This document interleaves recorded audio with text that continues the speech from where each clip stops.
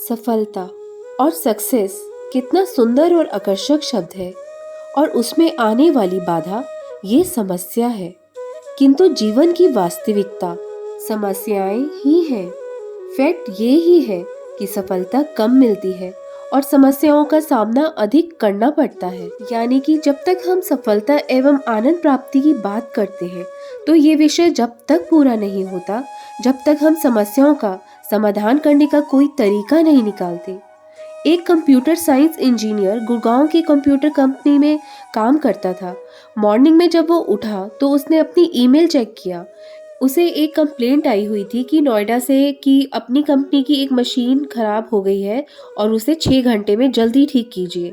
और दूसरा ईमेल आया हुआ था ओखला से कि देखिए, अगर आप 24 घंटे के अंदर हमारी मशीन को ठीक नहीं करेंगे तो ये कॉन्ट्रैक्ट कैंसिल हो जाएगा। सोचने लगा पहले कहाँ जाया जाए। नाश्ता करने लगा उस समय तो उसने अपना व्हाट्सएप देखा। चेक किया तो 2 मैसेजेस और आए हुए थे। एक सीपी से था और एक करोल बाग से था कि आपको तुरंत आकर इस मशीन को ठीक करना होगा वरना हम बैड रिव्यूज येल्प पर डाल देंगे। तो सोचने लगा कि ये क्या जीवन है। नाश्ते के बाद भाग गया, टैक्सी को हाथ दिया और बैठा। टैक्सी ड्राइवर बोला कि कहाँ जाएंगे सर। उसने कहा कहीं भी ले जाओ, चारों तरफ तो प्रॉब्लम्स हैं। हम लोग अक्सर अनुभव करते हैं कि चारों तरफ से प्रॉब्लम्स आ गए। जैसे एक व्यक्ति ने कहा कि मैं एक एक दिन को जीना चाहता हूँ, किंतु ऐसा लगता है कभी कभी अनेक दिन एक साथ मुझे घेर लेते हैं। तो जब समस्या आए, पहली बात ये कि आप उसे प्रॉपर दृष्टिकोण से देखें। प्रॉब्लम ही है ना, कोई संसार का अंत तो नहीं है। एक लड़की से सीखो। उसने 12th पूरा किया तो कॉलेज में पढ़ने गई और हॉस्टल में रहने लगी। आफ्टर 3 मंथ्स उसने अपनी मदर को एक लेटर लिखा जिसमें उसने लिखा कि माँ, मुझे आज आपको सच सच सब कुछ बताना पड़ रहा है। आप प्लीज बुरा मत मानना कि हॉस्टल में 1 महीने रहने के बाद मुझसे एक गलती हो गई थी। माँ का दिल धक धक करने लगा कि पता नहीं क्या गलती हो गई मेरी बेटी से।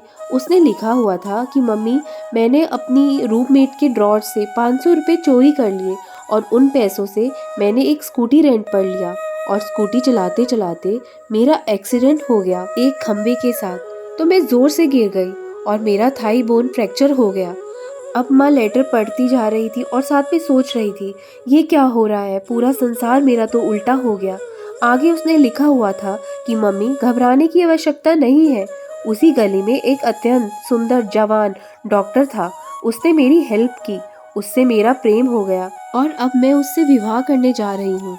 माँ ने अपना सिर पकड़ा। आगे लिखा था कि मम्मी, विवाह के बाद हम दोनों को आपके साथ ही रहना पड़ेगा क्योंकि मेरी सेवा करने से उसकी नौकरी चली गई है।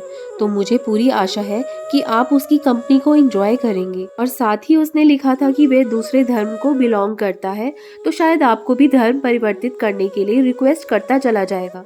माँ ने कहा इससे अच्छा तो मैं मर ही जाऊं।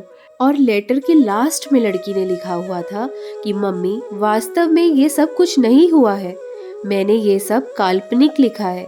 केवल इतनी सी बात हुई है कि कैलकस में मुझे एक F फेल ग्रेड मिल गया है। मैं ये चाहती थी कि आप उसे सही दृष्टिकोण से देखें। बस अब देखिए वो लड़की कितनी समझदार थी। एक सब्जेक्ट में फेल हो गई तो माँ को बोध करा रही है। अरे भाई, छोटी सी ही बात है और कितनी बड़ी बात हो सकती थी। इसी प्रकार से जब हमको लगता है अरे ये क्या, सोचें हमसे अधिक समस्याओं को जूझने वाले कितने लोग हैं इस संसार में। तो घबराना नहीं चाहिए। यदि हमें जीवन में उन्नति करनी है तो समस्याओं को एक्सपेक्ट करना होगा। जैसे आप पहाड़ में चढ़ते हैं तो क्या आप सोचते हैं यहाँ पर चढ़ाई क्यों है, उतराई क्यों नहीं? आप क्योंकि एक्सपेक्ट करते हैं कि ऊंचा जाना है तो चढ़ाई ही मिलेगी। ऐसे ही हम जीवन में उन्नति के पथ पर अग्रसर हैं। इसकी जांच तो यही है कि समस्याएं, बाधाएं, कठिनाई हमारे सामने आती चली जा रही हैं तो उनसे घबराने वाला व्यक्ति अंदर से टूट जाता है। जैसे कि एक कहावत भी है कि हम भले गिरे 19 बार पर उठो 20 बार। तो समस्याओं से, प्रॉब्लम से हमें रुकना नहीं है लाइफ में, उनकी सीढ़ी बना के ऊपर उठना है।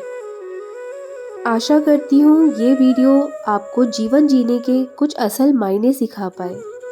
ओम साई राम, जय साई राम।